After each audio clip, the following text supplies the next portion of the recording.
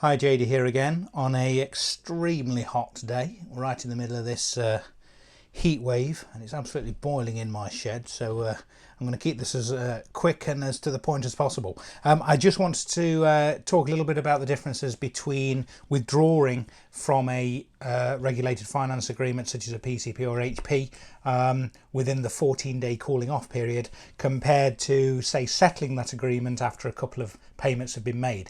And I've got a little example to show you as to how, if you do change your mind, excuse me, it doesn't actually cost you a great deal at all, even with quite a high APR, to get out of that agreement. Okay, so how does it work?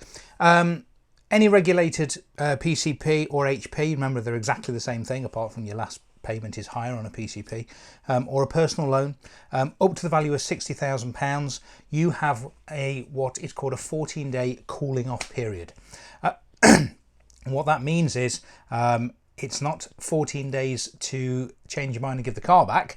It's a 14-day cooling off period where you can actually choose to settle that finance.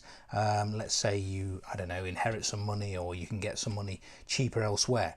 So it's not about giving the car back, it's about changing the way that you're going to pay for that car. Okay, little example for you. So let's use the old spreadsheet to work out a settlement figure first. So let's say that we buy a car, we pay no deposit, and it's £15,000. Okay, so £15,000, no deposit, no guaranteed future value because it's a straight HP in this example, and let's do it over 48 months.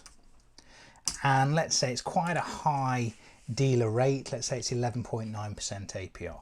So that would cost you about £389.85 for 4 years. Okay, let's say that after the first payment's gone out of your bank, you start looking around and you notice that you can get a loan for 3.9%.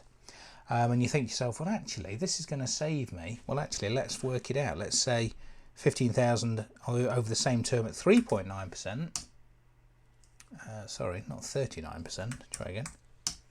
£337 a month compared with £389 a month. So it's quite a big saving over 4 years, about £50 a month. So you phone up the finance company and you say, okay, I've made one payment, can I have a settlement quotation please? And they say, yes, you've paid one payment, and it's going to cost you, well, over £15,000, and we only borrowed £15,000, and we've made one payment of £389.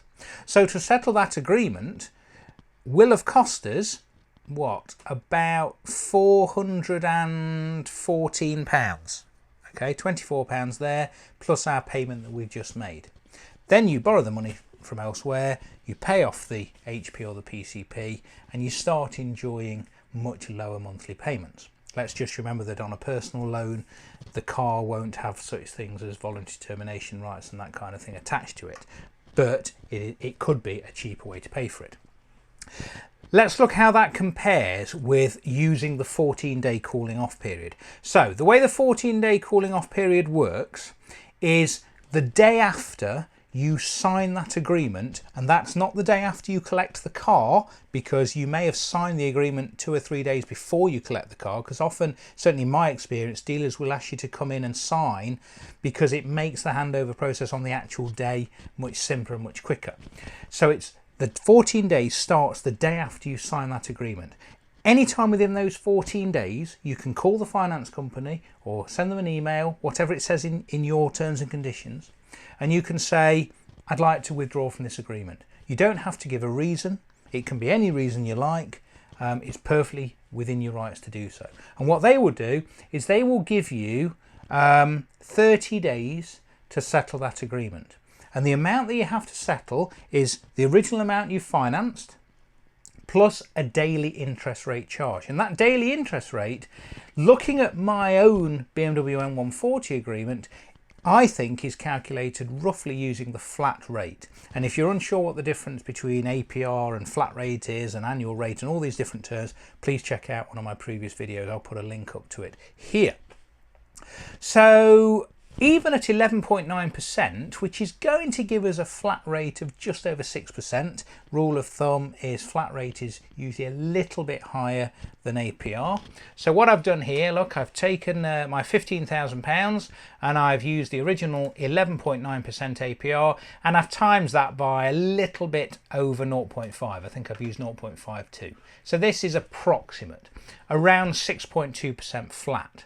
If you take that £15,000, multiply it by 6.2% and divide it by 365, you will get your daily interest rate charge. For interest, actually on my M140, where I financed just over £30,000, because it was only 3.9% APR, believe it or not, my daily interest rate charge was just £1.67. In this example, £15,000, 11.9% APR, the daily charge of interest is about £2.54. So let's say you've told them that you're going to withdraw, and let's say 10 days after you have signed that agreement, you pay it off. The interest rate, sorry, the interest you will be charged is obviously, put 10 in there, is 10 times £2.54, £25.43. Excuse if you can hear the dog barking in the garden. She's obviously a bit hot like me. So, to settle it, within the 14 days cooling off period, 10 days into it, would only cost us £25.43, approximately, compared with paying a payment, ringing them up and settling. It would have cost you, in this example, over £400.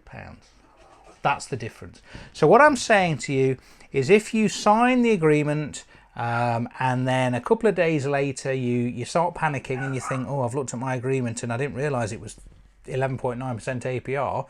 I've looked around and, you know, I reckon I can borrow some money at a lot lower rate. You can exercise this 14-day cooling off period and pay just a couple of pounds per day in interest, compared with, as you can see here, making a payment and then settling. Okay, so I hope that's useful. I'm going to stop now because it's so hot in here. Please comment and subscribe, and I'll see you next time for another video. Thanks for watching.